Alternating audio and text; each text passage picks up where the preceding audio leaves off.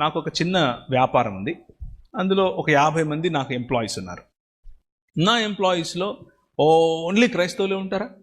No, హిందువులు ఉన్నారు, బౌద్ధులు ఉన్నారు, ముస్లింలు ఉన్నారు, ఏ మతం చెందినోళ్ళు ఉన్నారు, మూగోళ్ళు, చెవిటోళ్ళు కూడా ఉన్నారు. అంటే వాళ్ళకి పెద్దగా రిలీజన్ పట్ల ఇది ఉండదు, వాళ్ళ కమ్యూనిటీనే వేరు. నేను దీపావళి వస్తే నాకేం సంబంధం అనను. I'm their leader.